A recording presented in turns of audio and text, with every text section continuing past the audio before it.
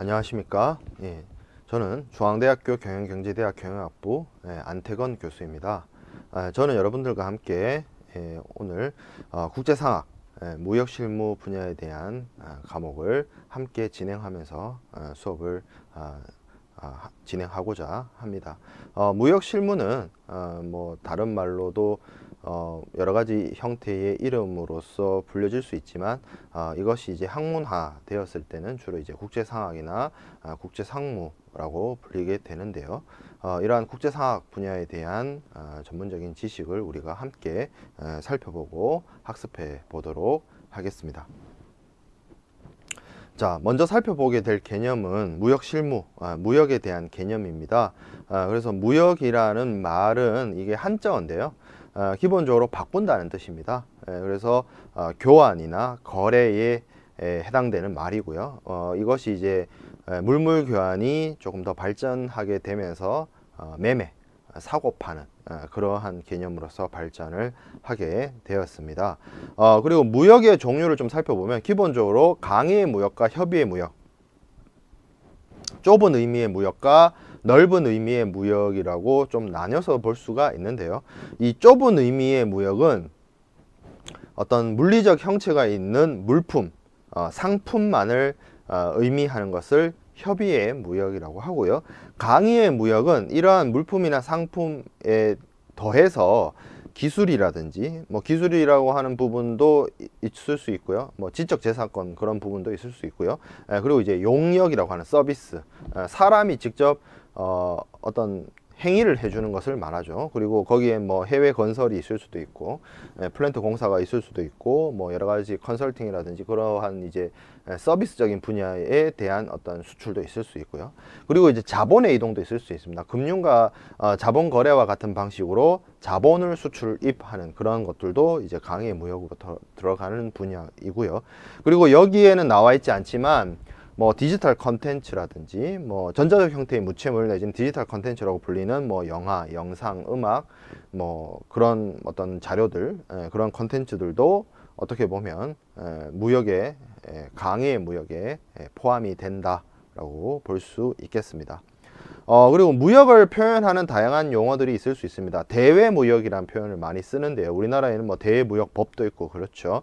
이러한 대외무역이라는 표현은 국가와 국가 사이에 물품이 이동하는 현상을 한쪽에서 한 나라의 입장에서 이제 바라본 것을 이제 대외무역이라고 하는 것이고요. 외국하고의 무역을 한다 뭐 그런 뜻이죠.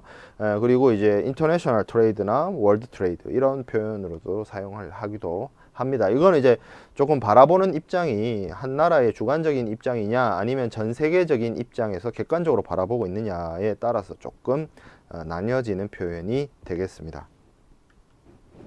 자, 무역의 특성을 좀 살펴보겠습니다.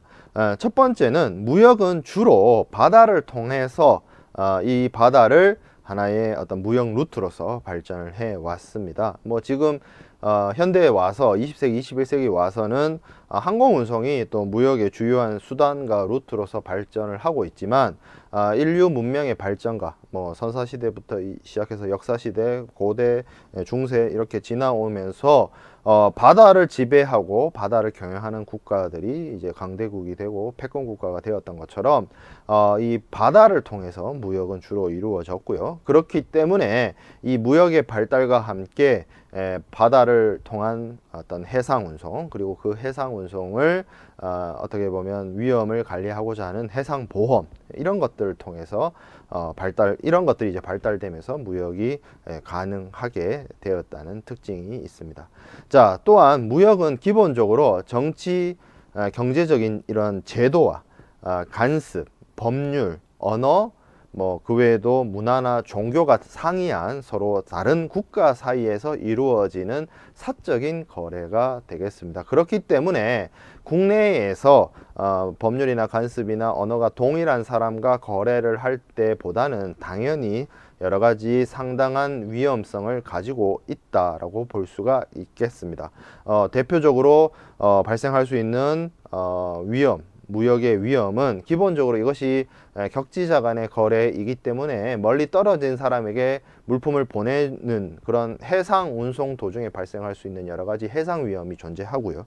그리고 대금을 결제했음 하거나 뭐 아니면 이제 대금 결제를 받아야 되는 상황에서 여러 가지 발생할 수 있는 사기의 문제라든지 아니면 금융상의 위험이라든지 그런 것들이 있을 수 있고요. 그리고 뭐 상품 가격의 변동이라든지 원자재 가격의 상승이라든지 그런 대외적인 변수에 의해서 영향을 받을 수도 있고요. 그리고 서로 다른 국가에 속해 있기 때문에 환율의 변동도 어떻게 보면 무역 거래 당사자들을 위협하는 원인이 될 수도 있겠습니다. 그리고 이것이 다른 나라하고의 무역이기 때문에 그 나라와 우리나라가 서로 잘 지내면 크게 문제가 없겠습니다만 뭐 여러 가지 외교적인 분쟁이 발생한다든지 무력 충돌이 일어나게 된다든지 했을 때도 어떻게 보면 무역을 하는 사람들 입장에서는 굉장히 큰 위험으로 다가올 수 있기 때문에 이러한 위험성을 발생시킬 수 있는 위험을 발생시킬 수 있는 여러 가지 위험 가능성을 가지고 있다는 점에서 무역의 특성이 또 있겠습니다.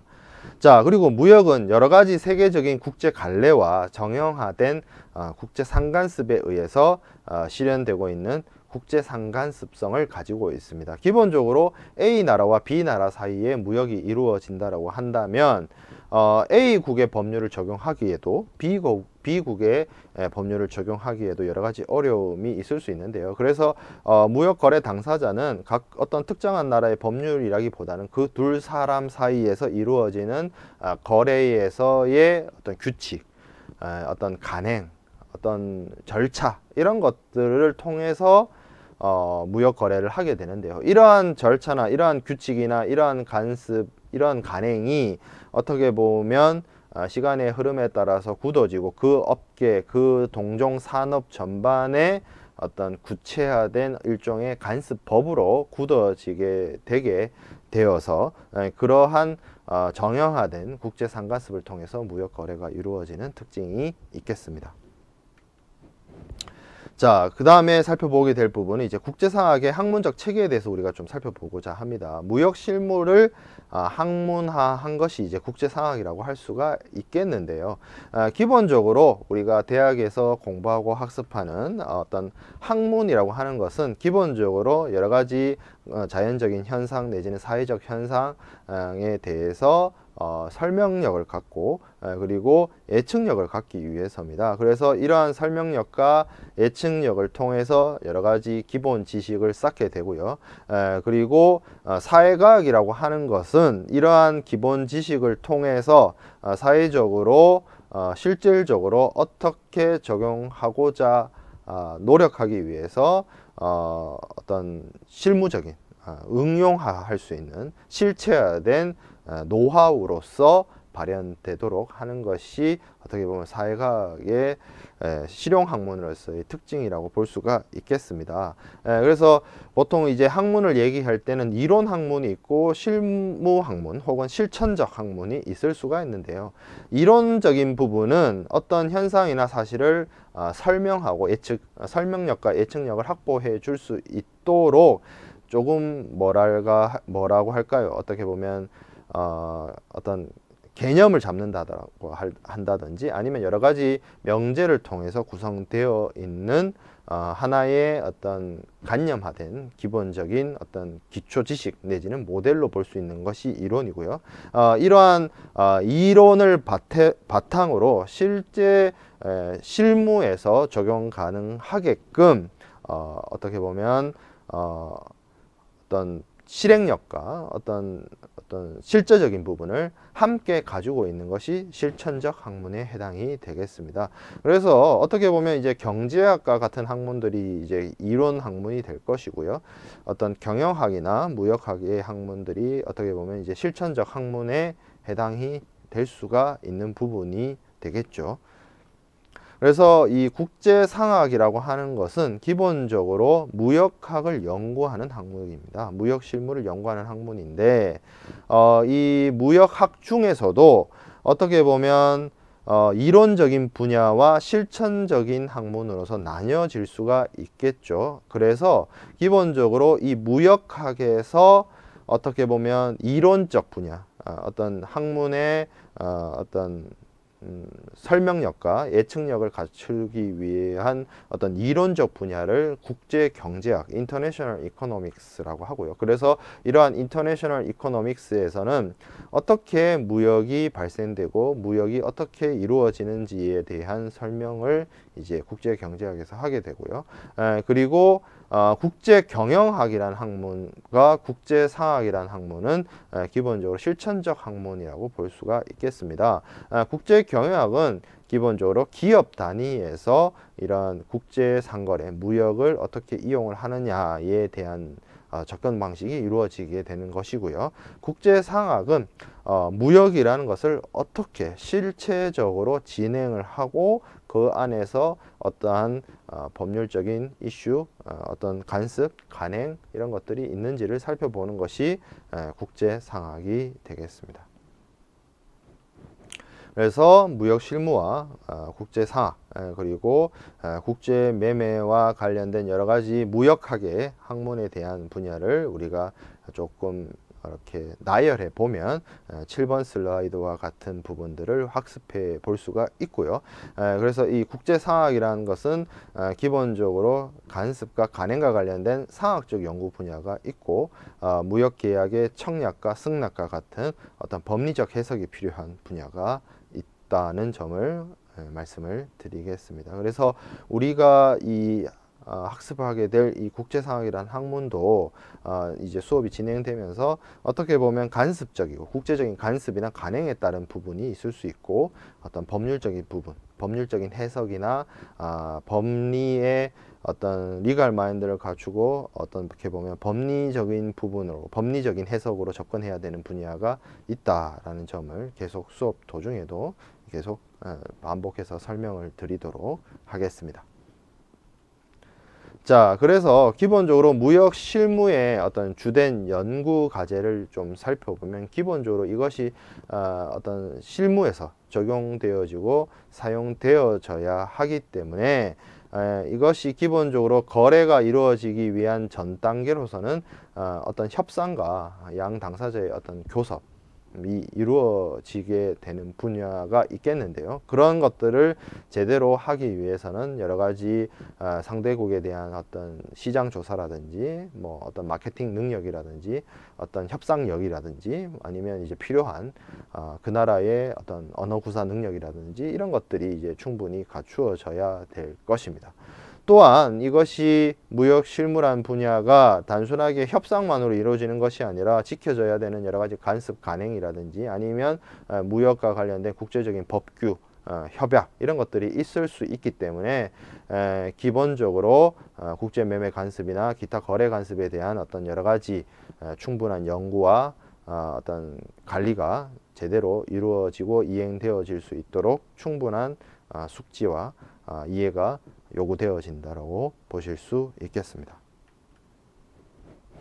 그리고 우리가 이 계속 학습을 하겠지만 실질적으로 무역 계약을 체결하고 이를 이행하기 위해서는 이 무역 계약의 특징으로서 살펴볼 수 있는 발생할 수 있는 여러 가지 종속 계약에 대한 연구도 함께 이루어져야 됩니다. 무역이란 것이 결국엔 물건을 사고 파는데 단순하게 국내에 있는 당사자하고의 매매가 아니라 국제적인 매매로 이루어지는 분야이기 때문에 이 국제적인 매매를 이행하기 위해서는 여러 가지 종속 계약 대표적으로 대금 결제와 관련된 부분이라든지 운송 계약이라든지 해상보험 계약이라든지 이런 것들이 필수 불가결하게 이루어지게 되는데요. 이런 부분에 대한 연구가 반드시 이루어져야 될 것이고요. 그리고 항상 거래라는 것이 정상적으로 잘 이루어지면 문제가 없겠지만 당사자 사이에서 어떤 거래 내용과 거래 상황에 따라서 의견 충돌이나 클레임이 제기되어질 수가 있기 때문에 이러한 것들을 사전에 예방을 하고 그리고 발생했을 때 이를 해결하는 능력 또한 필요하다고 볼 수가 있겠습니다. 그래서 이 국제상학, 무역 실무를 연구하고 분석하는 데 있어서는 여러 가지 이런 포인트들이 핵심적인 연구 과제가 된다고 말씀드리겠습니다. 자, 그 다음에 우리가 살펴보게 될 부분은 무역의 어떤 기초 개념은 우리가 앞에서 살펴봤고 이제 무역의 종류에 대해서 이제 쭉 뭐 살펴보도록 하겠습니다. 무역의 종류는 뭐 어떤 기준에 따라서 분류할 수 있는 여러 가지 기준에 따라서 좀 다양하게 나눠서 생각을 해 볼 수가 있겠습니다. 물품의 이동 방향에 따라서 우리나라에서 외국으로 물품이 나가게 되면 그건 수출이고요. 외국에서 우리나라로 들어오게 되면 이제 수입 무역이 될 것이고요. 제가 앞에서 이제 강의 무역과 협의의 무역을 설명을 드렸는데 협의의 무역에 해당이 되는 어떤 물리적 실체가 있는 물건, 상품, 제품을 수출하는 경우에는 유형 무역이 될 것이고요. 앞서 말씀드렸던 것처럼 어떤 자본이라든지 아니면 용역이라든지 아니면 전자적 형태의 무체물, 디지털 컨텐츠 이런 것들은 물리적 실체가 없는 경우가 많기 때문에 물리적 실체가 없는 무형 무역에 해당이 되어지겠죠. 그래서 이러한 어떤 다양한 기준에 따라서 지금 현 시대의 국제 무역을 한번 구분해보고 종류로 카테고리화할 수 있겠습니다. 그런 것들을 좀 살펴보도록 하겠습니다. 앞서 말씀드린 것처럼 이제 가장 기본적인 물품의 형태에 따른 분류로서 유형 무역과 무형 무역이 있습니다. 유형 무역은 기본적으로 외국으로 어떤 물리적 실체가 있는 물건이 나가는 것이기 때문에 우리나라의 세관, 우리나라는 이러한 물품의 통관, 물품의 수출입을 관리하는 이제 그 정부 부처가 이제 관세청 이 되고요. 이제 그 경찰청 하듯이 그 청이죠. 외청으로서 이제 관세청이 존재하고 그 관세청의 산하 기관으로서 각 입항지, 공항이나 항구에 이제 세관 그리고 이제 주요한 도시에 이제 본부 세관 이런 것들을 두고 있는데요.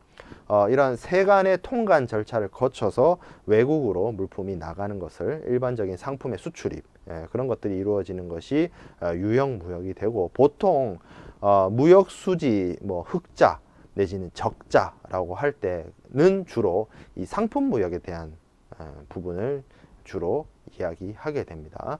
자, 그다음에 무형 무역이 있습니다. 제가 말씀을 드렸던 것처럼 물리적 실체가 있지 않는 어떤 눈에 보이지 않는 기술이라든지 용역이라든지 자본이라든지 서비스라든지 이런 것들이 이제 수출입되는 것인데요. 뭐 대부분 이런 것들은 매매 계약이나 로열티 계약이나 기술 계약이나 투자 계약이나 뭐 계약을 쓰고 계약서를 쓰고 이런 것들이 수출입이 이루어지는 점은 맞으나 이것이 뭐 공항이나 항구를 통해서 물건이 나가고 들어오는 것이 아니기 때문에 세관을 통한 어떤 통관 절차가 이행되는 부분은 아닙니다. 다만 뭐 이제 물건을 수출하는 그러니까 물건이 아니라 이런 기술이나 용역이나 자본이나 노동을 수출하는 입장에서는 거기에 대한 어떤 반대급부로서 대금을 회수를 하겠죠. 그럼 그 대금이 여러 가지 방식으로 국제 간의 어떤 송금 방식에 의해서 이제 입금이 되는 그런 방식이 될 것이고요. 내가 만약에 이제 물품을 수입한다. 어떤 기술이나 용역이나 자본이나 노동을 수입을 한다면 어떤 물리적 실체가 있는 것을 뭐 이렇게 수입 통관하는 것은 아니지만 내가 내 돈을 외국으로 이제 송금을 하는 그런 절차를 통해서 우리가 어떤 수입을 한다는 것을 파악해 볼 수가 있는데요. 그런 것들 물리적 실체가 없어서 통관 절차를 이행을 하진 않지만 수출입이 이루어지는 무형 무역이 있을 수 있겠습니다. 자, 그 다음에 매매의 직간접에 따른 분류를 또 해볼 수가 있는데요. 기본적으로 양국에 거래 당사자가 있어서 중간에 제3자를 통하지 않고 직접 계약을 체결해서 거래를 하는 경우를 직접 무역, 다이렉트 트레이드라고 합니다. 자, 그 다음에 간접 무역이 있습니다. 간접 무역은 직접 무역이 이제 반대말이 되겠는데요.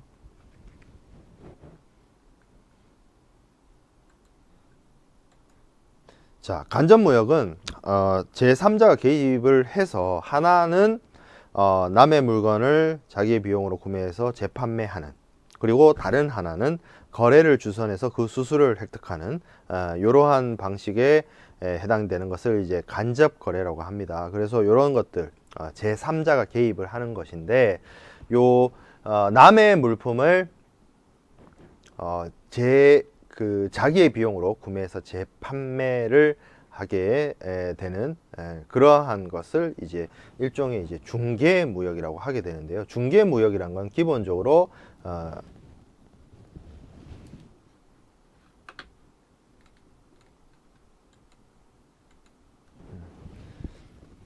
intermediate trade 이렇게 얘기를 합니다. 기본적으로 그래서 당사자가 만약에 3명이 있다는 것이죠. 그래서 A에서 B를 통해서 물품을 구매하고 여기에 중간에 마진을 붙여서 C에게 다시 재판매하는, 그래서 요 중간 사람 입장에서 봤을 때 이 사람으로부터 사서 이 사람한테 파는 그러한 것을 이제 중개무역, intermediate trade라고 하고요. 물론 중개무역도 있습니다.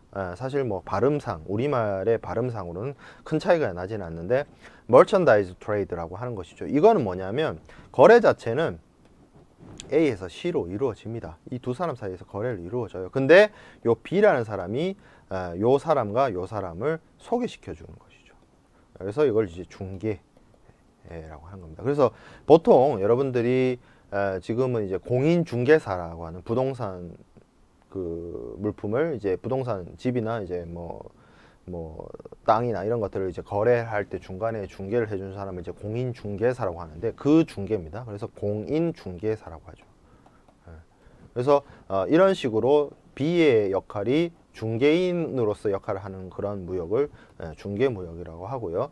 요 중개는 기본적으로 그 여러 가지 위성 중개 같은 것들을 펼 때 쓰는 말이 이 위성 중개의 그 중개입니다. 그래서 요 B가 A와 C를 사이에서 물품을 받아서 C로 전달해주는, 우리가 위성 중개라고 하는 것도 지구상에 이렇게 있으면 여기서 일어나는 일을 위성을 통해서 C 지역으로 이제 보내주는 것 아니겠습니까? 그런 형태를 취하고 있는 것이 중개무역 인터미디어트 트레이드가 되겠습니다. 이런 방식들이 이제 간접 무역에 해당이 됩니다.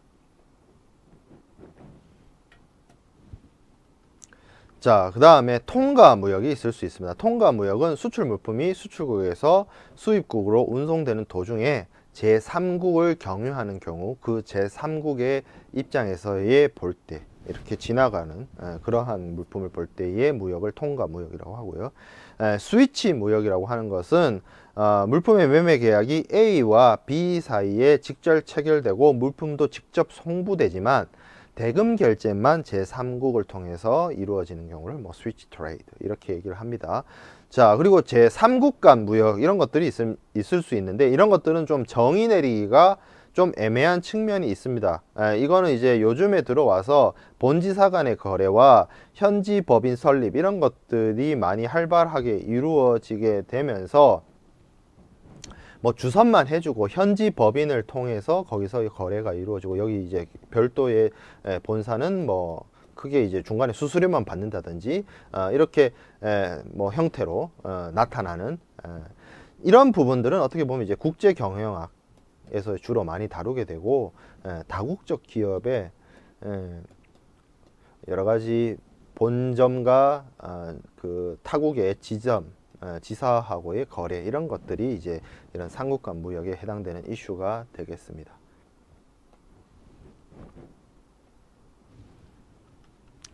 자, 그 다음에 수출입의 연계에 따른 분류를 좀 살펴보도록 하겠습니다. 수출과 수입이 연계된 모든 형태의 무역 거래를 연계무역, 카운터 트레이드라고 합니다. 그래서 가장 대표적인 연계무역이 첫 번째가 물물 교환이 되겠습니다. 물물 교환은 인간 사이에 거래가 있었던 옛날부터 존재해온 가장 기초적인, 가장 기본적인 형태의 무역이 되겠죠. 그래서 물물 교환은 이제 바터 트레이드라고 하는데 어떤 재화나 어떤 경제적 가치가 있는 어떤 수단을 이용하지 않고 물건과 물건을 직접 교환하는 아주 단순한 거래 형태가 될 것이고 보통 이런 계약의 경우에는 하나의 계약서로서 이제 거래가 성립되게 되는 것이 물물 교환, 바터 트레이드가 되겠습니다.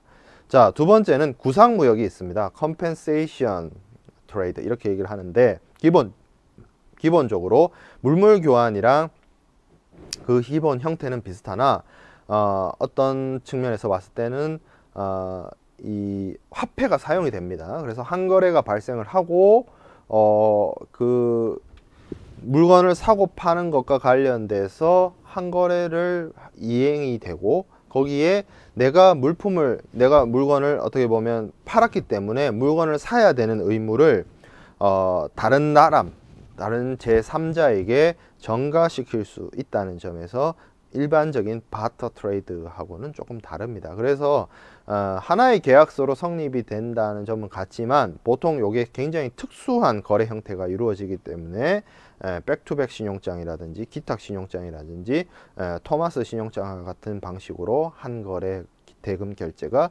이루어지는 것이 구상무역이 되겠습니다. 자, 카운터 퍼체이스, 대응 구매가 있습니다. 대응 구매는 주로 어떤 자유 시장 경제 체제 국가들이 채택을 한 방식이 아니고 예전에 이제 동구라고 하는 이제 동유럽 사회주의 국가들이 서방의 자본주의 국가들과 거래를 하면서 수출하는 대가로 일정액 또는 일정 비율의 물품을 수입하는 의무를 이행시키도록 하는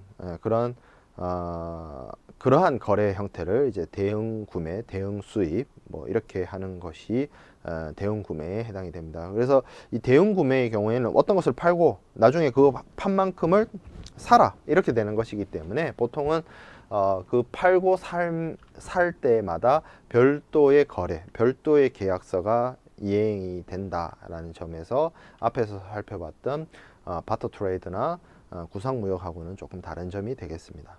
자, 그 외에도 산업협력이라는 방식이 있을 수 있겠습니다. 뭐 직접적으로 수출과 수입을 대응을 시켜서 내가 물건을 사니 너도 물건을 사라, 아니면 이걸 줄 테니 이걸 받아라, 이런 방식이 아니고요. 국가 간에 여러 가지 어떤 협력을 통해서 수출입을 이행을 하는 것이죠. 그래서 첫 번째가 제품 판매 방식이 있습니다. 프로덕트 바이백이라고 하는 건데, 플랜트나 어떤 공장 설비나 기술을 수출을 하고요. 그런 것들을 수입한 나라에서는 이러한 플랜트나 공장 설비를 통해서 생산되는 제품을 그 기술이나 설비를 수출한 나라에게 보내는 그러한 형태의 거래를 제품 판매 방식이라고 합니다. 물건을 만들어서 돌려준다는 거죠. 그런 방식을 제품 판매 방식이라고 하고요. 자, 합작 투자도 있습니다. 합작 투자. 이거는 기본적으로 투자 국가와 이제 투자를 일종의 수출이라고 본다면 수출국과 수입국이 어떤 회사가 그 수입국 내에 공동 회사, 합자 회사를 설립을 해서 사업을 영위하는 거래를 하는 그런 형태가 합작 투자에 해당이 된다라고 보실 수 있겠습니다. 자, 그 다음에 상계무역이 있습니다. 상계무역은 옵셋 트레이드라고 하는데요. 이러한 거래는 우리나라도 이제 좀 많이를 합니다. 어떤 경우에 많이 일어나냐면 군사 장비, 이제 방위사업청과 같은 이제 군에서 사용하는 장비들을 이제 거래를 하거나 항공기나 이제 뭐 통신기기라든지 이런 고도의 기술 제품이나 첨단 장비, 매우 고가의 제품을 이제 수출을 할 때 그것을 그냥 수출하는 것이 아니라 원체 고가이고 뭐 거래 대금 자체도 매우 크기 때문에 그와 관련돼서 반대급부로서 기술 이전을 요구하거나 아니면 뭐 전투기나 비행기와 같은 어떤 곳에는 수입국에서 생산된 부품을 사용을 해서 조립을 해서 이제 수출을 하게 한다거나 뭐 이런 것들을 이제 상계무역, 옵셋 트레이드가 되겠습니다. 우리나라의 경우에도 예전에 프랑스와 고속전철을 도입을 할 때 고속전철을 우리가 프랑스로부터 수입을 하면서 고속전철과 관련된 기술 이전을 이제 대가로 요구를 했고, 그렇게 기술 이전을 받아서 지금은 뭐 국산 기술로서 고속전철을 이제 개발해서 사용을 하고 있는 그러한 형태들이 이제 상계무역의 예가 되겠습니다. 자, 그 다음에 각서무역 이렇게 되어 있는데, 이거는 무역이라기보다는 국교가 정상화되어 있지 않는 나라들 사이에서 기본적으로 각서를 교환해서 서로 상호 간에 무역을 잘 할 수 있도록 협조하자 뭐 정도의, 이 각서를 보통 뭐 MOU 이렇게 얘기를 하는데, 이런 MOU를 체결을 해서 서로 상호 간에 협력을 시도하자, 협력을 추구하자, 뭐 이런 형태로 나타나는 그러한 형태의 무역이 각서 무역이 되겠습니다. 자, 물품의 가공 방식에 따른 분류를 좀 살펴보겠습니다. 이 가공 방식에 따른 분류를 살펴보기 위해서는 이제 가공무역에 대한 이해가 있어야 되는데요. 가공무역이라고 하는 것은 기본적으로 가득액 또는 부가가치를 얻기 위해서 원료의 일부 내지 전부를 외국에서 수입을 해서 이를 가공을 해가지고 다시 외국에 수출하는 그러한 거래 형태를 이제 가공무역이라고 합니다. 그래서 가공무역은 기본적으로 수탁 가공무역이 있고 위탁 가공무역이 있습니다. 수탁 가공무역은 가득액을 얻기 위해서 원자재를 거래 상대방의 위탁에 의해서 외국으로부터 수입하여서 이를 가공한 후에 위탁자가 지정하는 자에게 수출하는 거래로서 이것을 그 원자재를 돈을 주고 사오느냐 아니냐에 따라서 유한수탁, 무한수탁으로 나뉘기도 하는데, 수탁이라는 것 자체라는 이 수탁에 수탁한다는 말 자체가 받는다는 뜻이거든요. 그래서 어떤 오더를 받아서 내가 만들어서 이거를 그 사람한테 돌려주거나 그 사람이 지정한 사람한테 판다, 이렇게 보시면 되겠습니다. 그럼 그 반대말이 수탁이 있으면 위탁이 있죠. 위탁이란 거는 내가 맡긴다는 겁니다. 내가 위임한다는 뜻이에요. 그래서 내가 이것 좀 만들어 줘 라고 맡기고 그 만드는 거에 대한 어떤 수고비나 뭐 반대급부로서 가공임을 지급하는 그러한 형태의 어떤 무역을 위탁 가공무역이라고 지칭을 할 수 있겠습니다. 자, 위탁 판매 수출과 수탁 판매 수입이 있습니다. 이것도 마찬가지겠죠. 판매를 위임을 하는 겁니다. 그래서 팔아봐 라고 해서 보내서 팔리면 내가 이윤을 먹는 것이고, 뭐 그런 부분이 이제 위탁 판매 수출이 해당이 되는 것이고, 반대로 수탁 판매 수입은 내가 받아서 팔아보는 거죠.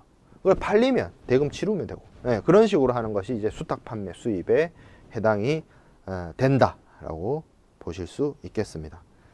자, 그 다음에 동서무역과 남북무역을 살펴볼 텐데요. 이거는 사실 뭐 예전에는 이런 표현을 쓰긴 했습니다만 지금은 어떻게 보면 이제 과거의 유물이라고 볼 수도 있겠는데요. 동서무역이란 건 기본적으로 동구권과 서구권이라는 그러한 개념 자체가, 서구권은 시장주의, 그러니까 시장자유주의, 자본주의 국가, 그리고 동구권은 공산주의 내지는 사회주의 국가를 의미하는 것이었죠. 그래서 이 자본주의 국가와 사회주의 국가, 동구권과 서구권 간의 어떤 무역을 동서무역이라고 했고요. 자, 그리고 남북무역이라고 하는 건데, 주로 여기서의 남북은 적도를 기준으로 해서 북반구인 북미나 유럽 쪽에 선진국들이 있고, 남반구인 아프리카나 남미나 이런 곳에는 개발도상국 내지는 저개발 국가들이 있었기 때문에 이런 선진국과 개도국 사이에서 이루어지는 무역을 남북무역 이렇게 지칭을 했습니다. 지금은 사실 이런 표현을 잘 사용하고 있지는 않습니다. 자, 그 외에도 이제 기타의 무역으로서 좀 살펴볼 부분이 있는데요. 첫 번째는 이제 플랜트 수출이 있습니다. 앞서 말씀을 드렸던 것처럼 강의의 무역에서는 단지 물품의 제품이나 물품, 제품, 상품을 수출하는 것이 아니라 그런 물품, 제품, 상품을 생산할 수 있는 설비 등을 이제 수출하는 것이 해당이 되겠죠. 자, 그 다음에 보세 창고도 조건의 거래라는 것이 있습니다. Bonded Warehouse Transaction 이렇게 되어 있는데 BWT라고 합니다. Bonded Warehouse라는 것은 보세 창고입니다. 그래서 보세 창고라는 건 기본적으로 세금을 납부하는 것이 유보되어 있다는 뜻입니다. 보세란 말 자체가. 그래서 여기서 말하는 세금이란 건 결국 수입할 때 내야 되는 세금인 관세를 지칭을 하는 건데요. 외국에서 우리나라에 들어오는 물품이 당연히 수입되는 물품에 대해서는 이제 관세를 납부를 해야 됩니다. 여러분들이 뭐 외국에서 직접 해외에서 직구매를 하거나 하면은 그런 관세와 관련된 외국에서 우리나라로 들어오는 물품에 대해서 세금을 납부해야 된다는 사실 정도는 이제 상식적으로 알고 계실 텐데요. 이 보세란 말, 보세 창고, 보세 제도라는 것은 외국에서 우리나라로 들어오는 물건이 우리나라에서 사용되거나 우리나라에서 소비될 것이 아니라 뭐 다시 재가공한다든지 해서 다시 외국으로 나간다거나, 아니면 외국에서 우리나라로 방문한 여행객들이 사가지고 가지고 나갈 거라는 가지고 나가거나 이런 식으로 국내에서 사용 소비되지 않은 것을 전제로 하고 있는 물품에 대해서 국내에서 이러한 물품들을 보관하거나 아니면 이러한 물품들을 제조 가공하거나 이런 물품들을 전시시켜 놓거나 아니면 이런 물품들을 판매하는 것을 이제 보세제도, 뭐 특허 보세제도, 그 중에서도 물품을 보관하는 장소를 이제 보세 창고라고 하는데요. 이 보세 창고에다가 수출자가 미리 물건을 가져다 놓는 것이 보세 창고도 조건 거래의 시작입니다. 그래서 만약에 이제 미국에 있는 사람이 국내에 있는 보세 창고에 물건을 가져다 놓는 것이죠. 그러나 그 물건을 가져다 놓을 때는 물건을 사갈 사람이 정해진 건 아닙니다.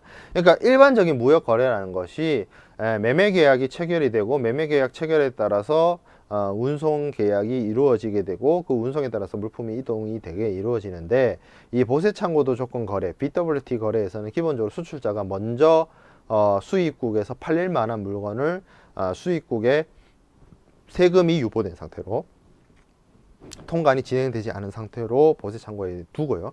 그렇게 보세 창고에 놔두어진 상태에서 어떤 판매자는 이제 수출자는 이제 수입자를 이제 협상을 해서 수입이 결정이 되게 되면 거래가 이루어지게 되면 그제서야 수입자가 수입 신고하고 국내로 반입하게 되는 그러한 방식의 거래가 보세 창고도 조건의 거래가 해당이 되겠습니다. 그래서 이러한 보세 창고도 조건의 거래를 채택을 하게 되면 수출업자 입장에서는 뭐 먼저 어차피 잘 팔릴 물건이라면 가져다 놓고 파는 것도 나쁘지 않죠.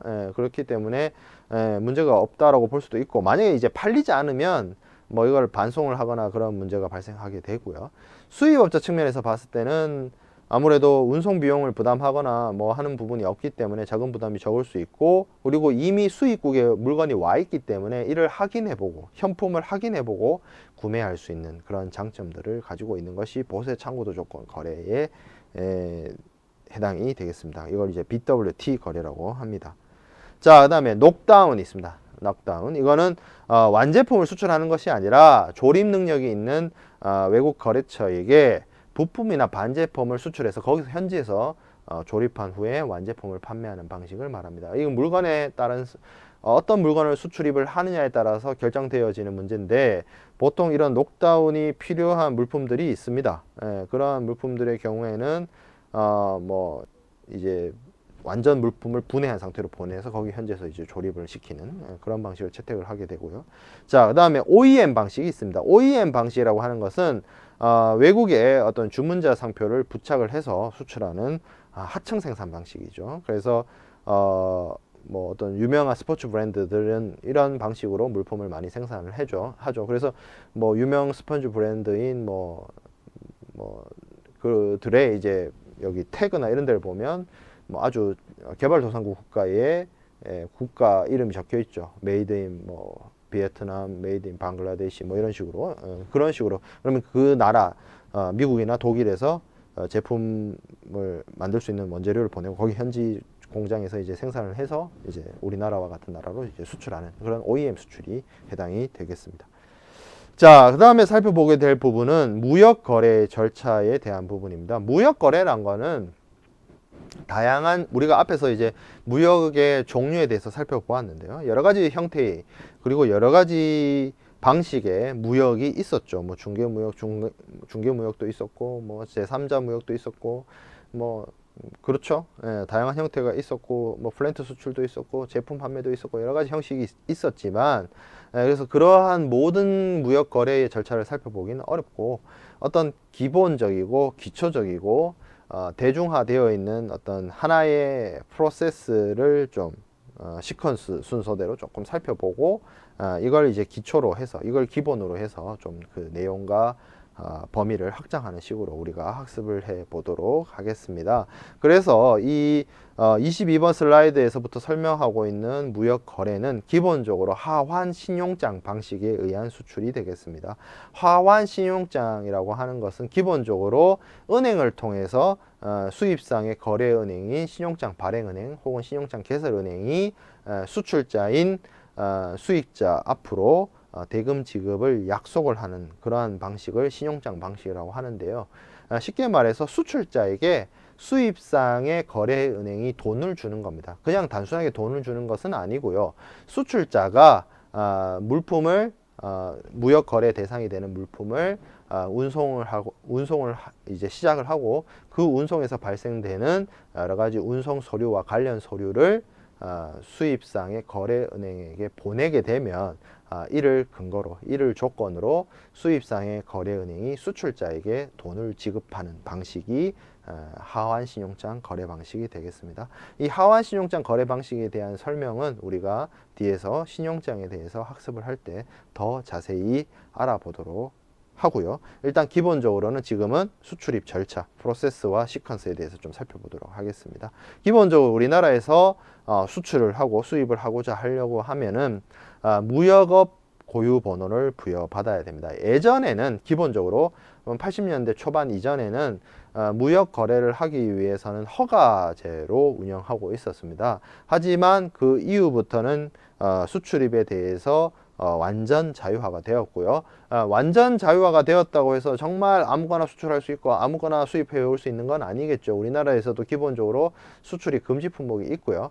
수출입을 하는 데 있어서 반드시 신청을 해야 되거나 허가를 받아야 되는 물품들이 있습니다. 뭐 어찌됐든 신청을 하거나 허가를 하거나 아니면 자유롭게 수출입을 한다 하더라도, 예전에는 허가제로 운영되었던 수출입을 국가가 뭐 손을 놓는 것이 아니죠. 그래서 국가에서도 여러 가지 자율적으로 무역을 하지만 여러 가지 필요에 의해서 통계 목적이든 아니면 관리 목적이든 여러 가지 재정 수입적인 간세 부가적인 측면에서든 관리 필요성이 있고요. 이러한 관리를 위해서 한국무역협회 기타, 삼성동에 있는, 서울 삼성동에 있는 트레이드 타워에 있는 한국무역협회에서 무역업자들에게 고유 번호를 부여하고 있습니다. 그래서 이런 무역업 고유 번호를 교부받아서, 자, 그럼 이제 수출을 하는데, 그냥 수출을 하는 게 내가 그냥 팔고 싶다고 해서 팔리는 게 뭐 물건 파는 것이 아니죠. 기본적으로 내 물건을 사줄 사람이 필요하고 내 물건을 팔 시장이 필요한 것이죠. 그래서 내 물건을 도대체 어디다 팔 것이냐,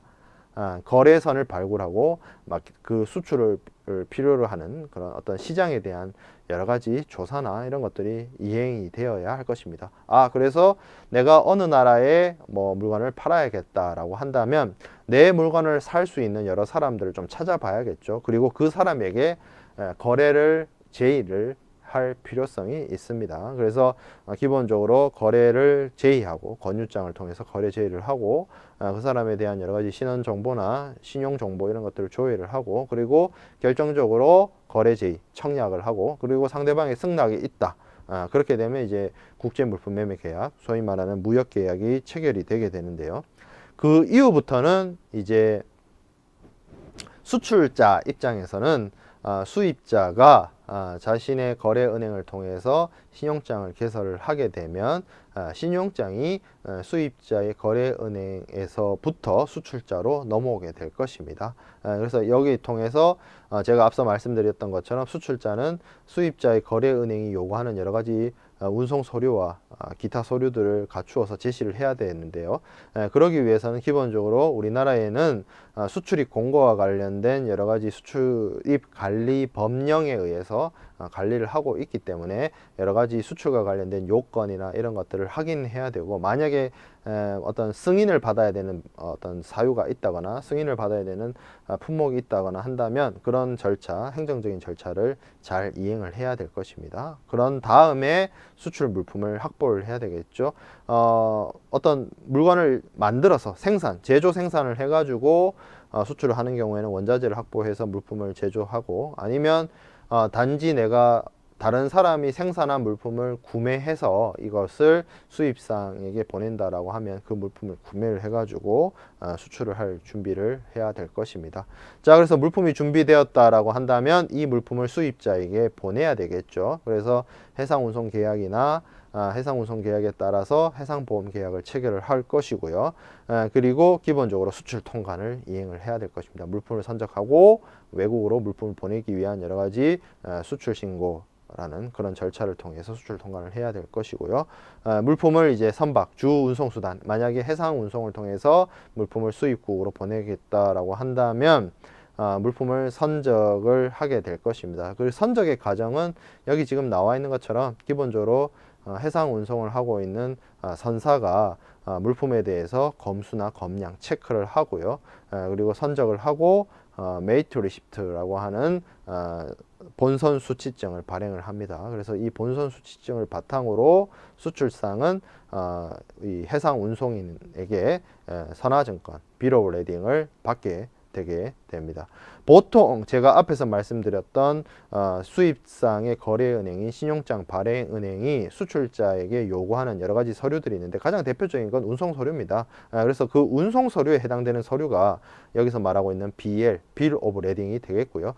보통 Bill of Lading만 요구하는 것이 아니라 관련된 서류들을 다양하게 요구하게 되는데요. 여기 지금 24번 슬라이드 아래쪽에 나와 있는 상업송장, Commercial Invoice라든지 앞서 말씀드렸던 Bill of Lading, 선화증권이라든지 아니면 필요한 경우에 해상보험증권인 마린 인슈런스 팔리시라든지 포장명세사라고 할 수 있는 패킹 리스트, 그리고 이 물품이 수출국에서 생산되었다는 사실을 입증할 수 있는 원산지 증명서, Certificate of Origin, 그리고 검역이나 검사 증명서, Inspection Certificate와 같은 서류 등을 수입상의 거래은행인 신용장 발행은행이 통상적으로 요구하게 되어지고, 이러한 서류들을 이제 구비하게 되면 이 서류를 보내고 거기에 따라서 대금을 회수하게 되는 부분입니다.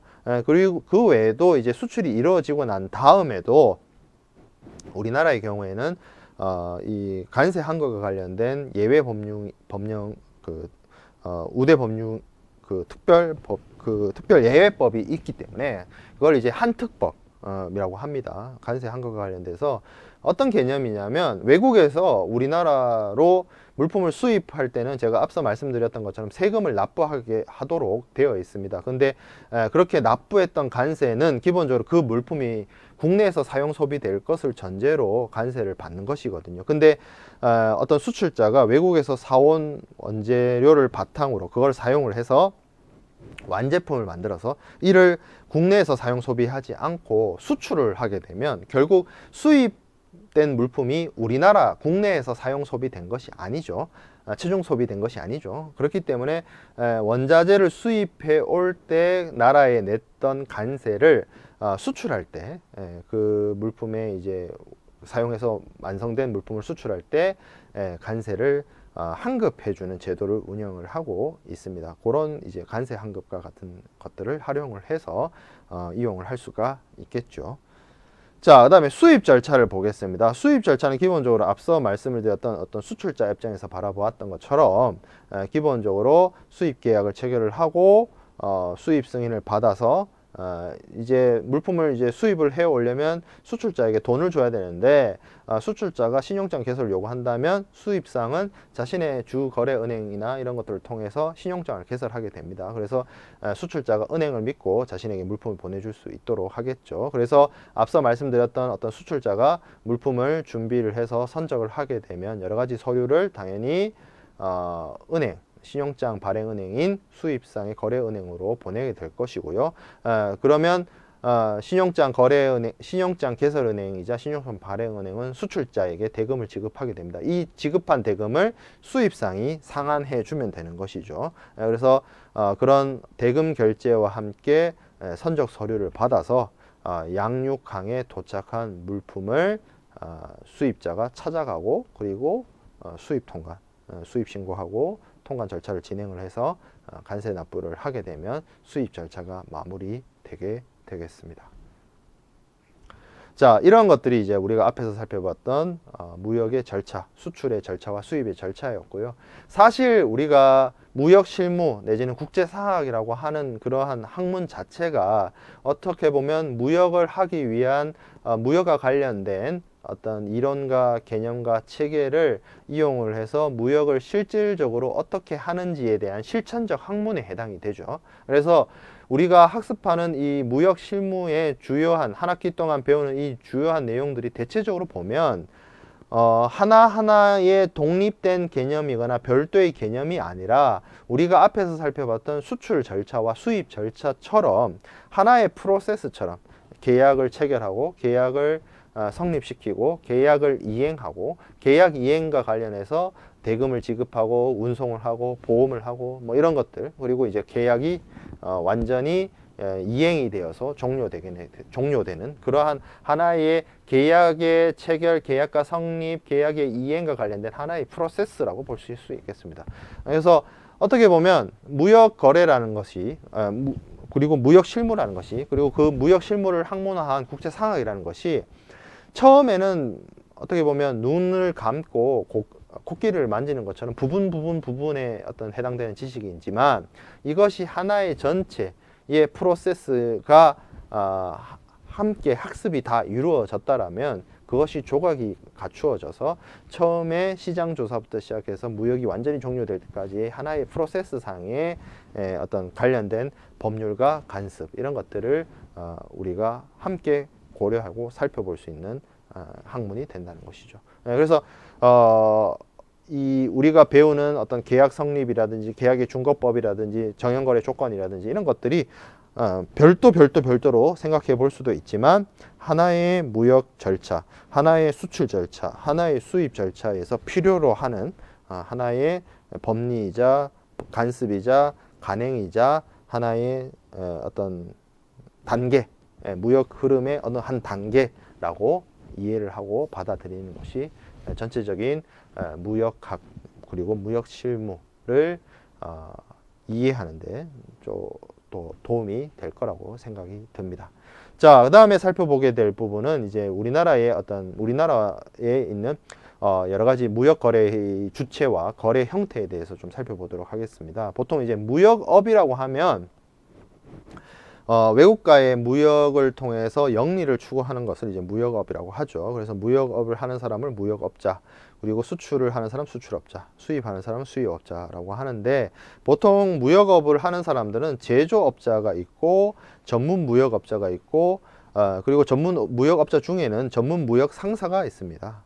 그래서 여기 이제 여러 가지 기준이 나와 있는데요. 예전에는 뭐 종합 상사, 종합 무역 상사라는 이름으로 많이 존재했고, 왜냐하면 이런 것들이 종합무역 상사가 예전에는 필수적으로 필요했던 것이 이 무역 거래라는 것이 외국하고의 무역을 한다는 것 자체가 여러 가지 절차도 어렵고 언어도 다르고 간섭도 다르고 비즈니스 관계를 구축하기도 어렵고 판매망을 알아보기도 어렵고 여러 가지 정보의 어떤 비대칭이라든지 정보의 제약이라든지 그리고 예전에는 아예 허가제로 운영하고 있었기 때문에 무역을 이제 허가제로 운영하던 시기도 있었기 때문에 이러한 그 물품을 생산하는 자들을 대신해서 외국하고 이제 거래를 트게 해주고 거래를 진행시켜주는 종합무역 상사의 필요성이 있었는데요.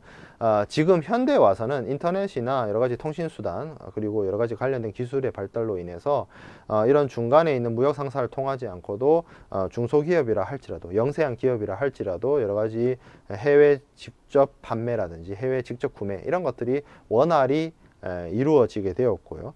그리고 여러 가지 국제 특성과 관련된 운송 서비스들도 발달되다 보니 어떤 종합무역 상사의 필요성이란 것이 많이 사라지게 되었습니다. 하지만 그나마도 이제 자신의 생산한 물품 외에도 전문적으로 위탁받아서 물품을 수출입을 하는 어떤 전문 무역 상사라는 어떤 기업 형태가 이제 남아 있는데요. 이런 기업들이 이제 예전에는 종합무역 상사 형태로 이제 불렸죠. 그런 기업들이 요런 지금 강의 자료에 나와 있는 이런 기업들이 그러한 역할에 해당되는 회사들이 되겠습니다. 자, 그 다음에 무역 대리업에 대해서 우리가 좀 살펴보도록 하겠습니다. 대리업이라고 하는 것은 기본적으로 대리인이란 개념인데요. 대리인이란 대리권입니다. 어떤 본인의 하는 행동을 대리권을 행사하는 사람이 어떻게 보면 권한을 받아서 행동을 하는 것이고, 이 대리인의 행한 행동이 본인의 행위로 기속이 되는 것을 이제 대리인, 에이전트라고 하는데요. 주로 이제 우리가 에이전트라고 하면 여러분들이 쉽게 알 수 있는 것이 연예인 매니저라든지 스포츠 선수의 에이전트라든지 그런 사람들이 이제 주로 대리인이죠. 무역에서도 이런 대리인이 있을 수 있습니다. 대표적인 무역 대리인이란 것은 물품 매도 확약서 발행업, 그걸 이제 옛날에는 이런 사람들을 이제 오퍼상 이렇게 얘기를 했는데, 어떤 사람들이냐면 거래 상대국의 공급자, 그러니까 상대방 국가에 수출이나 이런 수출하는 사람, 위탁의 어떤 그 사람들을 대리해서 국내에서 물품을 파는 확약서를 발행을 해서 어떤 부수적으로 이제 그 알선 업무라고 해야 될까요? 중개 업무라고 해야 될까요? 그런 것들을 이제 획득하는 사람들을 오파상 이렇게 얘기를 했는데, 이게 왜 그랬냐면 예전에는 좀 뭐라고 할까요? 그 외산 물품이라고 할까요? 외제란 표현 요즘에 잘 안 쓰는데, 외제란 물건이 사실 국산 물품보다 품질이 우수하던 시대가 있었죠. 그래서 외국 물품을 구하기도 어려웠고, 외제 물품을 가져왔을 때 그 이제 품질이나 이런 면에서 우수했기 때문에 이것을 판매를 해서 뭐 여러 가지 큰 이득이나 수익을 벌 수 있었습니다. 그래서 그런 것들을 이제 외국의 어떤 네트워크를 통해서 어떤 거래망을 확보를 대신 해주는 거였죠. 그런 역할을 수행해서 중간에 이제 수수료를 획득하는 사람들을 이제 오파상이라고 했고요.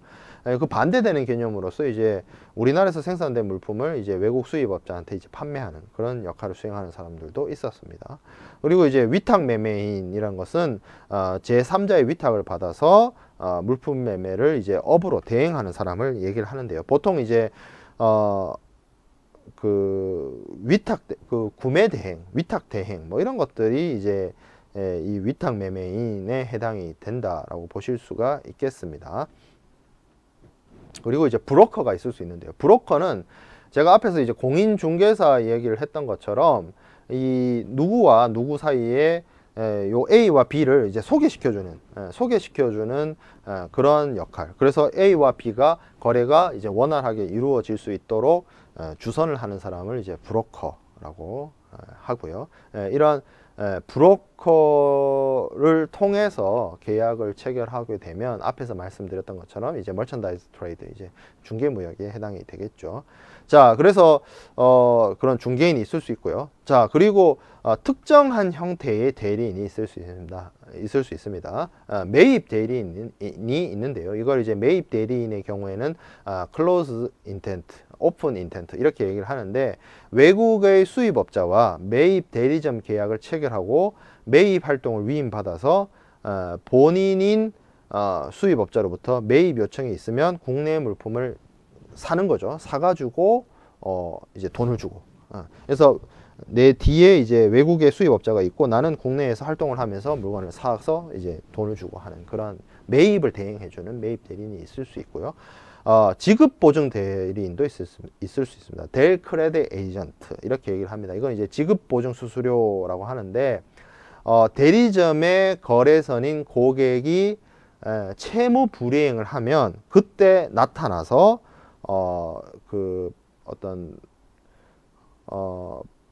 이거를 구매한 사람이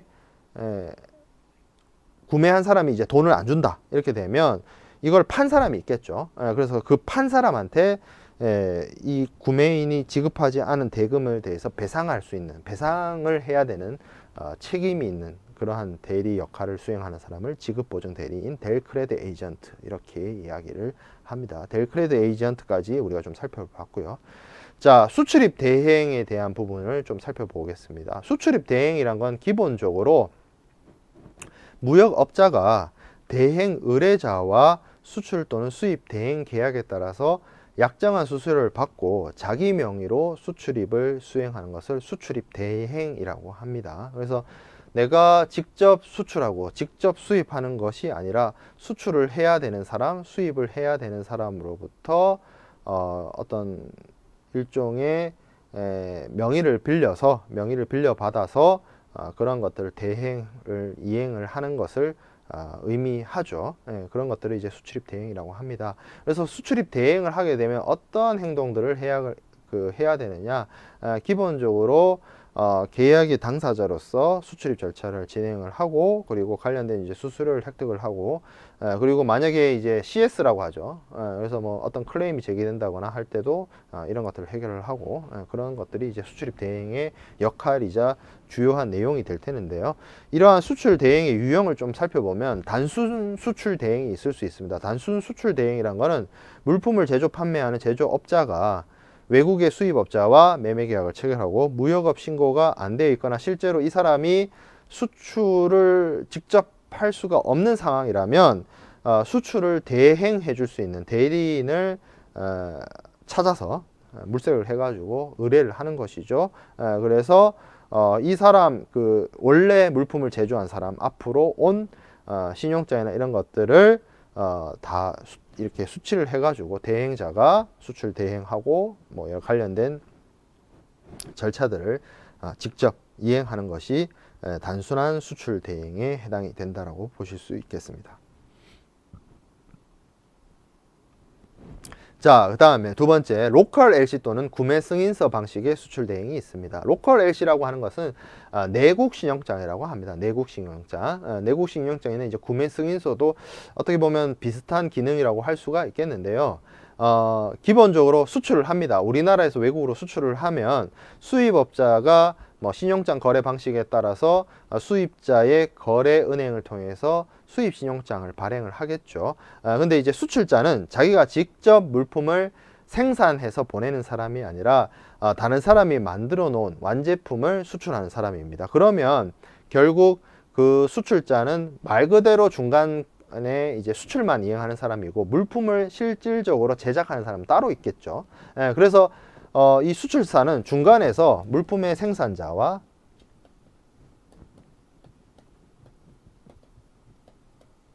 그리고 수입자 이 사이에서 수입 대금이 결제될 것이고 이걸 바탕으로 대금 결제를 해주면 좋죠.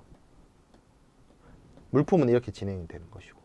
그래서 이렇게 수출자가 생산자에게 대금 지급을 하기 위해서 발행하는 신용장 혹은 수입자의 수입 신용장을 기초로 해서 이거를 양도하거나 이제 신용장 양도를 하게 되는 그러한 형태를 이제 로컬 LC 또는 구매 승인서 방식에 따른 수출 대행이라고 볼 수가 있겠습니다.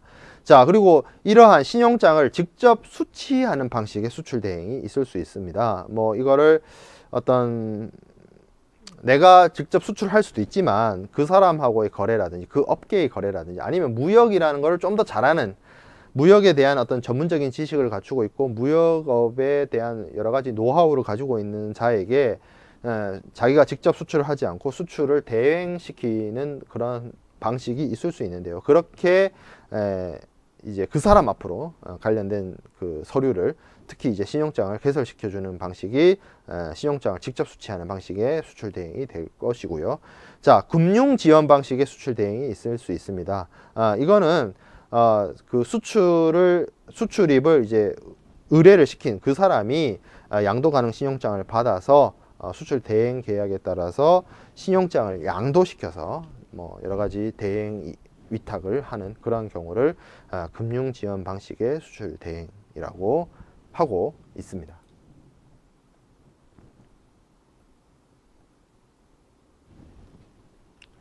자, 그 외에도 이제 수입 대행이 있겠죠. 당연히 수출 대행이 있으면 수입 대행이 있겠죠. 여러 가지 직접 물품을 수입을 하는 것도 좋지만 그거를 직접 하지는 못하고 여러 가지 뭐 관련된 이제 필요에 의해서 업무를 대행하는 거죠. 그래서 뭐 여기서 나와 있는 것처럼 단순하게 원자재를 수입해 오기 위해서 그 공급자와 특수한 거래 관계에 있는 사람에게 수입을 대행시키거나 아니면 뭐 이 물품을 자가 사용하거나 단순 판매하기 위해서 내수용으로 쓰기 위해서 물품을 수입 대행을 시키는 그런 경우도 있을 수 있겠습니다. 뭐 다양한 형태의 지금 여기 지금 강의 자료에서 나오고 있는 형태 외에도 요즘에는 요즘의 트렌드라는 것이 직접 소비자가 해외에서 어떤 수출자나 생산자나 아니면 통신 판매망을 통해서 인터넷 상점이나 이런 인터넷 소셜 커머스나 뭐 여러 가지 이커머스나 이런 것들을 통해서 직접 해외에서 구매해 오기도 하고 외국에 있는 사람들이 우리나라의 여러 가지 상거래를 이용을 해서 직접 수입이 일어나기도 하기 때문에 다양한 형태의 수출입 형태나 다양한 수출입 대행이나 뭐 이런 거래 형태가 다양하게 나타나고 있습니다. 지금 여기 강의 자료 외에도 많은 형태의 수출입 대행이 있을 수 있다라는 점을 또 말씀을 드리고요.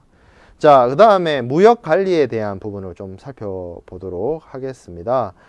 무역 관리라고 하는 것은 기본적으로 우리나라를 포함을 해서 국가가 그 나라의 수출입에 대한 부분을 직접 관리하고 감독하는 것을 말합니다. 여러 가지 필요한 경우에는 통제도 해야 되고요, 제한하기도 하고요. 또 필요하면 그 나라의 어떤 경제 성장이나 경제 발전을 위해서 무역을 촉진하고 무역을 장려해야 되는 경우도 있죠. 그래서 이런 무역 거래를 통제하고 제한하고 촉진하고 장려하는 이런 모든 것들을 국가가 개입해서 하는 것들을 이제 무역 관리라고 하는데요. 기본적으로 무역 관리는 이 무역을 하는 당사자 주체에 대해서 관리를 하고, 그리고 무역 상품에 대해서 또 관리를 하게 됩니다. 근데 이제 무역을 하는 주체를 직접 관리하던 시절에는 예전에 이제 무역을 단지 아무나 못하게끔 이제 막아서 허가제로서 운영을 했던 것인데, 지금은 이런 방식으로 하지 않고요. 기본적으로, 그리고 무역에 대한 어떤 물품도 예전에는 우리나라에 절대 수입을 해올 수 없는 물건이나 절대로 수출할 수 없는 물건이나 이런 것들이 되게 많이 있었지만, 지금은 기본적으로 허가제가 아닌 신고제로 바뀌고 난 다음부터는 기본적으로 금지 품목이 아닌 다음에야, 아니면 인허가를 받아야 되고 승인을 받아야 되는 품목이 아닌 다음에야 물품에 대해서는, 물품 기준으로는 자유롭게 금지나 승인 요건을 갖춰야 되는 물건을 제외하고는 아주 자유롭게 수출입을 할 수 있도록 무역 자유화가 이루어져 있다라고 말씀드릴 수 있겠습니다. 어찌됐든 뭐 무역 자유화가 이루어지더라도 제가 앞에서 말씀드린 것처럼 최소한도로 물품을 관리하거나 무역을 행위하는 주체에 대해서 의무를 부여하는 식으로 우리나라도 무역 관리를 하고 있는데요. 우리나라의 무역 관리 법률을 좀 살펴보면 첫 번째가 이제 대외무역법이 있습니다. 대외무역법은 기본적으로 무역에 관한 가장 기초 법률이자 기본 법률이라고 할 수가 있는데요. 이런 대외무역법을 통해서 대외무역을 진흥하고 공정거래 질서를 확립하고, 그리고 국제수지와 균형과 통상학대를 이제 도모하는 그러한 법률이 되겠습니다. 그래서 이 대외무역법은 무역을 관리하는 가장 기본 법률로서 무역 거래의 진흥이라든지 무역 관련된 시책의 사용이라든지 이런 것들도 규정하고 있고, 그리고 이 외국으로 나가는 물품에 대해서 우리가 메이드 인 코리아를 붙이죠. 그래서 이런 원산지 표시라고 하는 이 원산지 표시와 관련된 내용을 담고 있기도 하고요. 그리고 제가 앞에서 말씀드렸던 것처럼 여러 가지 물품에 대한 수출입 금지라든지 수출입의 요건 확인이라든지 이런 부분이 있는데, 이런 것들은 이제 수출입 공고를 통해서 이행이 되게 됩니다. 이런 수출입 공고의 기본이 되는, 근거가 되는 법률이 이제 대외무역법이 될 것이고요. 그리고 그 외에도 전략물자의 어떤 수출입 관리라든지 아니면 수입 제한 조치에 대한 부분이라든지 이런 것들을 규율하고 규정하고 있는 법률이 대외무역법이 되겠습니다. 자, 그 다음에 외국환 거래법이 있습니다. 외국환 거래는 기본적으로 우리가 외국에서 수입되는 물품에 대해서 대금 지급을 해야 되죠. 뭐 당연히 원화로 하는 것이 아니라, 우리나라 법화인 원화로 하는 것이 아니라 국제 통화인 뭐 달러 하나 아니면 이제 유로 하나 이런 외국 통화로 이제 거래를 하게 되는데, 이 외국에 있는 사람에게 우리가 외환을 지급할 때의 그 관리 규정이라든지 이런 것들을 규율하고 있는 것이 외국환 거래법에 해당이 되고요. 자, 그 다음에 관세법이 있습니다. 관세법은 이름은 이제 관세법인데, 이 관세법은 크게 관세를 징수 납부하는 그 세금과 관련된 조세법률로서의 기능도 있지만, 그래서 이름이 관세법이지만, 이 관세법이 또 중요한 역할을 수행하고 있는 내용 중에 하나가, 관세법은 내용 자체를 또 보면 세금과 관련된 이슈가 또 있지만, 그 외에도 어떤 부분이 있냐면 물품을 수출입하는 데 있어서의 여러 가지 절차, 통관법적인 기능이 있습니다. 그래서 수출신고, 수입신고, 수출통관, 수입통관을 적절하게 할 수 있도록 내용을 규정하고 있고, 법률을 이제 만들고 이제 규정하고 있는 것이 이런 관세법이 되겠습니다. 그래서 외국으로 물품을 수출하고 외국으로부터 물건을 수입하는 데 있어서 관세를 납부하고 수출 통관을 진행을 하고 수입 신고를 진행을 하고 이런 부분에 있어서 규율하고 있는, 규정되는 법률이, 그걸 이제 관할하고 규정하고 있는 법률이 관세법이 된다라고 보시면 되겠습니다. 자, 그래서 이러한 무역 3법, 무역 3법이라고 합니다. 그래서 대외무역법, 외국환거래법, 관세법, 이렇게 이 무역 3법을 통해서 그걸 이제 무역 3법이라고 하기도 하고 무역관계법, 우리나라의 무역관계법이라고 하죠. 그래서 무역관계법이란 또 뭐 수업이 따로 존재하기도 합니다.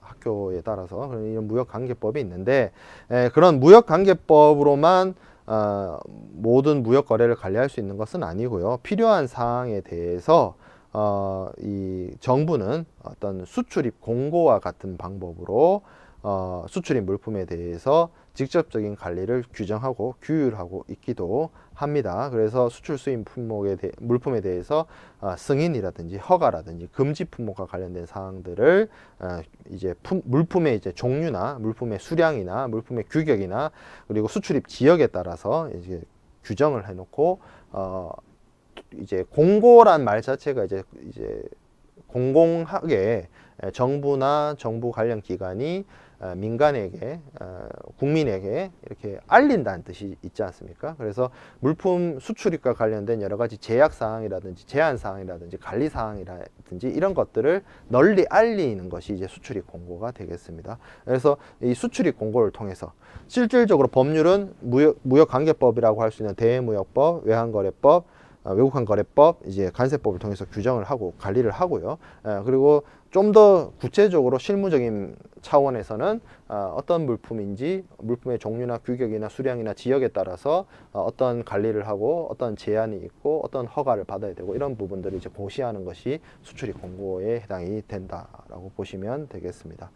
그리고 우리나라의 경우에는 상품이나 무역 관련된 제품을 분류하는 방식을 지금 현재는 이 세계관세기구에서 제정한 관세통계통합품목불표라고 하는 HS 하모나이즈 시스템. 그래서 이걸 이제 하모나이즈 시스템을 이제 조화 제도라고 하기도 합니다. 그래서 HS의 방식을 채택을 해서 이용을 하고요. 이 HS라는 거는 기본적으로 우리가 전 세계에서 무역 거래가 이루어지는 물품들을 넘버링한 코드, 이제 품목 분류라는 품목 분류를 통해서 물품들을 HS 코드라고 하는 숫자로서 전 세계 만국이 공용하게 사용할 수 있는 코드 넘버로서 물품을 분류하고 규정을 해 놓아서 물품의 수출입 관리나 물품의 수출입 통계 작성에 편의를 주는 방식이 이제 HS 방식이 되는데요. 그러한 HS 방식을 우리나라도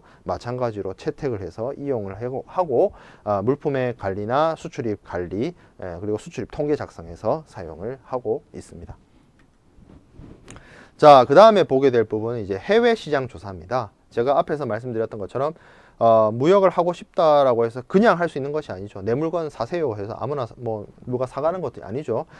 이게 뭐 국내 거래나 뭐 시장에서 물건 파는 것처럼 팔 수 있는 것이 아니라 외국에 있는 시장에 외국에 있는 수입상에게 물건을 판매하고 그리고 외국에 있는 사람으로부터 물건을 사와야 되는 문제가 있기 때문에 기본적으로 내가 해외에 대한 여러 가지 시장 조사가 이 무역 거래를 하기 이전에 필수 불가결 하기에 필요하다, 요구되어진다라고 보실 수 있겠습니다. 그래서 해외 시장 조사라고 하는 것은 기본적으로 해외 시장의 개척과 수출 증진을 목적으로 무역 상사가 특정 시장의 재반 환경이나 동향이나 이런 것들을 조사하고 분석하는 어떤 과정을 해외 시장 조사라고 합니다. 그래서 이러한 해외 시장 조사를 통해서 그 해외의 어떤 시장의 여러 가지 환경들, 지리적 상황이라든지 정치적 요건이라든지 경제적 상황이라든지 뭐 그런 것들을 조사를 해야 되고요. 그 나라에 내가 물건을 파는데 그 나라가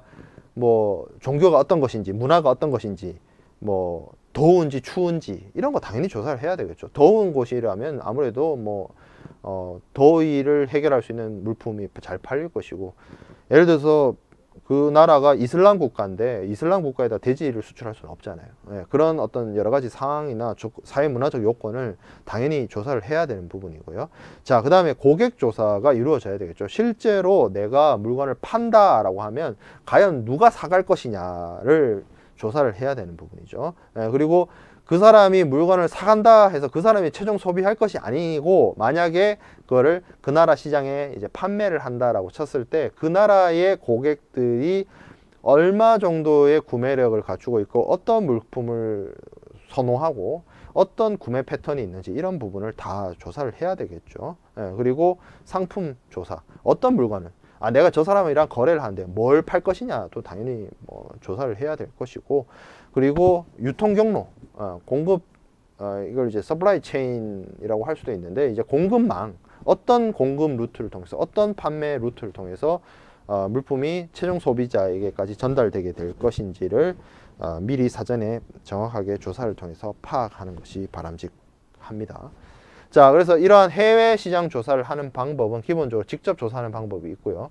간접 조사하는 방법이 있습니다. 간접 조사를 한다는 것은 어떤 기관을 통해서 이용을 한다는 것인데, 우리나라의 경우에는 공기업인 대한무역투자진흥공사 코트라를 통해서, 코트라가 이런 시장 조사나 이런 것들을 대행해주는 서비스를 제공하고 있습니다. 이런 것들을 통해서 할 수도 있고요.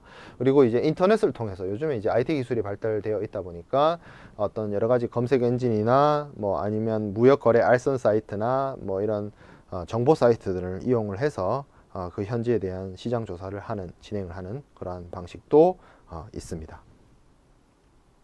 자, 그렇게 해서 시장 조사가 충분히 이루어지게 되면 거래 제의를 해야 될 것입니다. 나는 너와 거래를 하고 싶다. 그런 어떤 거래 제의를 떠보는 것이 일종의 판매 권유 서한 내지는 판매 권유장이라고 하는 서류가 될 텐데요. 이런 거래 제의를 통해서 이제 상대방의 의사를 타진을 해보고 상대방의 그러한 이제 어떤 긍정적인 반응이나 긍정적인 의사가 있다면 이제 거래 성립으로 이어지게 될 텐데요. 그러한 거래 성립으로 이루어지기 전에 거래 제의에는 뭐 어떤 상대방에 대한 존중을 바탕으로 나에 대한 소개와 상대방에 대한 상대방을 알게 된 계기라든지, 그리고 내가 어떤 사업을 하고 있고 나는 너에게 어떠한 거래 조건을 제시할 수 있고, 뭐 그러한 이제 사업을 처음 시작하는 단계에서 거래 교섭을 조심스럽게 신중하게 이행하고 이루는 데 필요한 내용들이 이러한 판매 권유 서한이나 판매 권유장의 내용이 담겨져야 될 부분이고요. 그리고 뭐 거기에 있어서 뭐 어떤 가장되어 있거나 지켜지지 않을 만한 그런 어떤 거짓된 내용이 담겨져 있다면 서로 상호간에 신뢰를 저해하거나 거래 성립이 이후에도 뭐 사기나 클레임에 문제가 발생할 수 있기 때문에 조금 객관적으로 진중하고 정확하게 서로 상호간에 거래를 통해서 이익을 증진시키고 싶다는 내용을 담아서 거래 제의를 하는 것이 바람직합니다.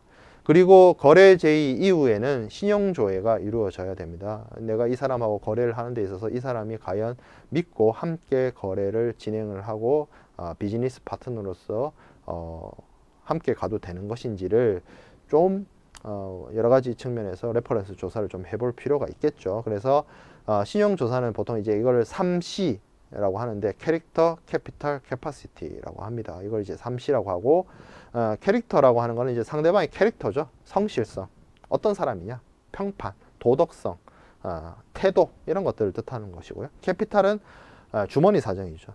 재정 상태라든지 자산 상태라든지 자기 자본 비율이라든지 뭐 이런 것들이 해당이 될 테고요. 캐퍼시티라고 하는 것은 능력이죠. 능력. 얼마나 매출액을 올리고 있고 생산 능력이 어떻게 되고 영업 능력이나 영업망이나 이런 것들이 얼마 정도 되는지, 이런 것들을 살펴보는 것이 3C가 되겠고요. 여기에 더해서 4가지가 더 더해질 수 있습니다. 이걸 이제 다 더하면 7C라고 하는데요. 컨트리, 그 나라의 어떤 정치 경제적 상황, 커런시, 그 나라의 통화 화폐, 그리고 컨디션, 그 사람과 나의 거래 조건, 그리고 콜레트럴이라고 하는 것은 그 사람의 어떤 담보 능력, 이런 것들을 얘기하는데, 사실 좀 뭔가 C로 시작하는 영어 단어를 찾아서 구색 맞추기를 했다는 느낌이 조금 없지 않아 있긴 하지만 그래도 이러한 주요한 내용들을 이제 기본적으로 레퍼런스를 조사를 통해서 인커리를 통해서 조회를 통해서 확인을 하는 것이 만약에 여기에 있는 나열되어 있는 여러 가지 뭐 성실성이라든지 재정 상태라든지 영업 능력이라든지 이런 것들이 결여가 되어 있다면 거래 상대방 쪽에서 원활한 거래가 이루어지기가 어렵고 원활한 거래가 이루어지기 어렵다면 나의 무역이라는 것이 결국 손해로 기결될 것이기 때문에 이러한 신용조사도 당연히 필수적으로 신중하게 이루어져야 될 것이라고 판단이 됩니다. 그리고 이러한 신용조회를 하는 방법은 앞서 말했던 것처럼 뭐 여러 가지 기관을 코트라와 같은 기관, 한국무역보험공사나 신용보증기관 같은 기관을 이용하는 방법이 있을 수 있고요. 그리고 이제 현지에 지점이 설립되어 있거나 아니면 현지 은행을 통해서 하는 방법이 있고요. 업계 관련되어 있는 동업자를 통해서 하는 방법이 있을 수 있고요. 아니면 아예 현지의 신용조사 기관을 통해서 신용조회를 하는 방법도 선택되어질 수 있겠습니다. 자, 이렇게 해서 신용조사까지 마쳤다면 그 사람에게 거래 제의도 했고 그 사람의 신용 상태도 알아봤고 내가 이 사람이랑 거래를 했을 때 뭔가 사업의 어떤 전망이 밝다라고 판단이 되면 이제 무역 계약을 체결을 해야 되겠죠. 그래서 우리가 이제 오늘은 무역과 관련된 기초 개념과 그래서 그러한 무역에 대한 여러 가지 종류와 그리고 우리나라가 어떻게 무역을 이행을 하고 관리를 하는지에 대한 부분과 그리고 무역 계약을 이행하기에 앞서서 여러 가지 시장 조사라든지 아니면 거래 제의라든지 신용 조회라든지 그런 부분을 살펴보았습니다. 그래서 다음 시간에는 이제 이러한 거래 제의와 신용 조회를 바탕으로 거래 상대방과 무역 계약, 국제 물품 매매 계약을 체결하는 부분에 대해서 이어서 학습을 하도록 하겠습니다. 감사합니다.